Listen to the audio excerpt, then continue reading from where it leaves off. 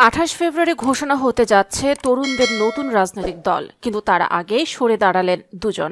ওই দলে ছাত্র শিবির সাবেকদের একটি অংশ থাকবেন বলে আলোচনা ছিল, তবে মঙ্গলবার রাতে দলে থাকছেন না বলে স্পষ্ট করেন ঢাকা বিশ্ববিদ্যালয়ের শাখা ছাত্র শিবিরের সাবেক সভাপতি আলী আহসান জুনায়েদ। তিনি জাতীয় নাগরিক কমিটির যুগ্ম আহ্বায়ক।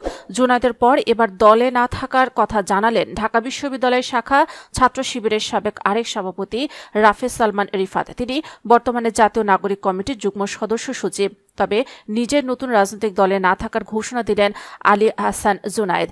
নিজের ভেরিফাইড ফেসবুক পেজে মঙ্গলবার মধ্যরাতে এ ঘোষণা দেন তিনি। তবে তিনি নতুন দল নাহিদ ইসলাম এবং নবনেতৃত্বের জন্য শুভকামনা জানিয়েছেন। ওই পোস্টে জুনায়েদ বলেন, আগামী ২৮ ফেব্রুয়ারি তরুণদের নেতৃত্বে যে নতুন রাজনৈতিক দলটি আসছে সেখানে আমি থাকছি না।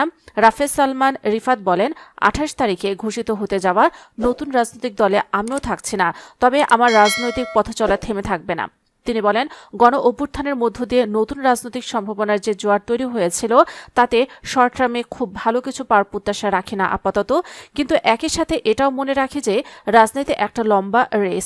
ধৈর্য নিয়ে লম্বা সময়ের জন্যই আমাদেরকে এই রেসে টিকে থাকতে হবে।